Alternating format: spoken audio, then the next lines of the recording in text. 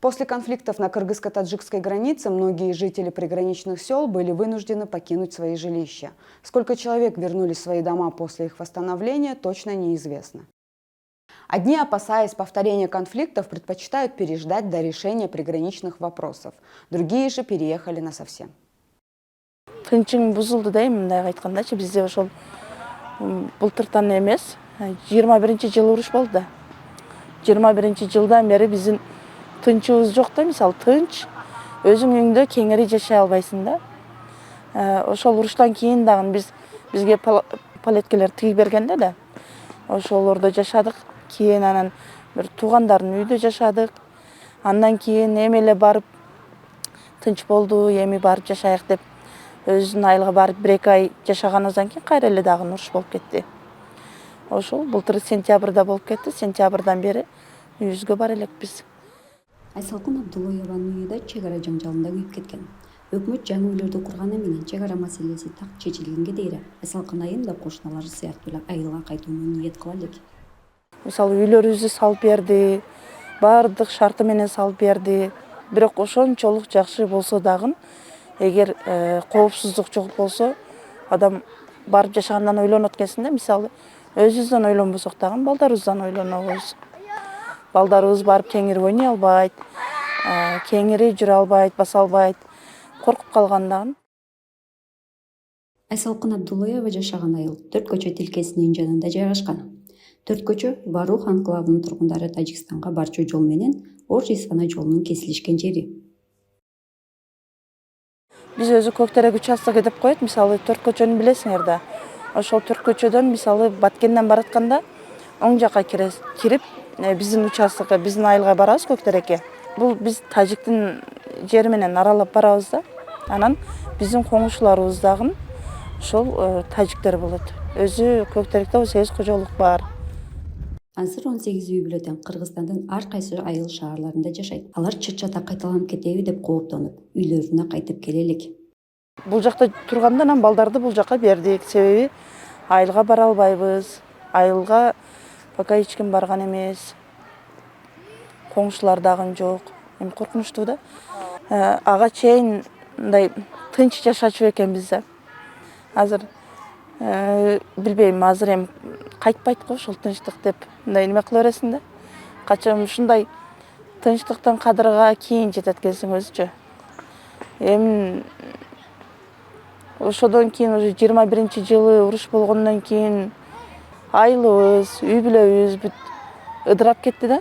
Айылдан кеткен үй бүлөлөрдүн айрымдары тууган туушкандарында, кээ бирлери ижарага үй алып жашашат. Каржылык кыйынчылыктардан улам үй бүлө мүчөлөрү туш тарапка тарап кетишкен. Айсалкын айым кичүү кызы менен Баткен шаарында жашайт. Күйөөсү, улуу кызы жана баласы менен коңшу айылдагы ата-энесинин үйүндө. Шаарга көчүп келүүгө үй бүлөнүн каражаты жетишсиз.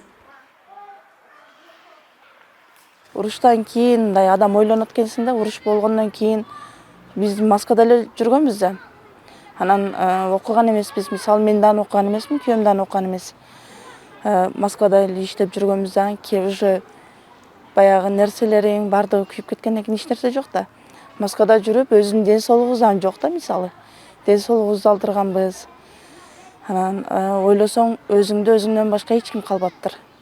Анан ошондон кийин ойлонуп, эми балдарды дагы келечекте мындай окутуш керек экен, өзүбүз дагы мисалы эми жашыбыз өтсө дагы бирок убакыт бар экен деп азыр өзүм дагы эми медучилищеге тапшырдым да. Каарманыбыз Баткендеги медициналык коллежде фармацевт-адистиги боюнча окуйт. Ал үчүн окуу оңой болгон жок. Анткени орто мектепти 13 жыл мурда аяктаган. 3 баланын энеси кыйынчылыктарга карабай билим алып, пландарды коюуда. Шартка байланыштуу окуй албай калгам да. Мектепти бүткөндөн кийинчи шартка байланыштуу окуй албай анан турмушка чыкканмын.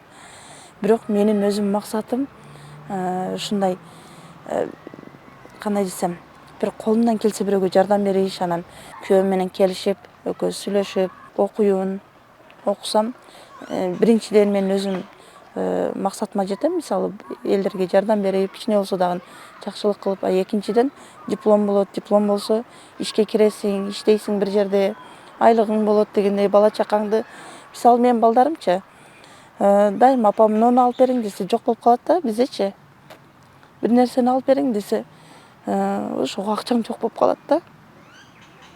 Айсалкын Абдулоева жолдошу экөө балдары үчүн жашоосун жакшыртууга аракет кылып келишет. Балдардын атасы айылда ар кайсы жумуштарга иштеп акча табат. Каражат азырынча Айсалкын айым менен балдардын окуусунан артпайт. Келечеги кең булардын окусун деп күйөөм экөөбүз тең сүйлөшүп кыйналсак дагы буларды окутайык деп орус мектепке бердик. Себеби өзүбүз барганда, мисалы биз Москвага барганда кыйналганбыз да. Орус тилди билбейсиң, жакшы ишке кире албайсың, мисалы. Ошон үчүн эми келечекте бизге окшоп балдарыбыз кыйналбасын деп азыр кызымды орус мектепке бергенбиз да Баткенге. Азыр эми дальше биздин балдарыбыздан келечекте бизге окшоп кыйналбасын, ушундай кыйынчылыктар болбосун же жок дегенде чет мамлекетке чыга турган болсо дагы, хотя элементарный орус тилди билсе, кыйналбайт да, мисалы. Ошон үчүн балдарыбызды дагы орус мектепке берип, англис тилин үйрөтүп, англис тил бере турган мектепке бердик да эми. Жубайлар келечекте балдар алган билимин өлкөнү жакшыртууга жумшаса экен деп үмүт тилек кылышат.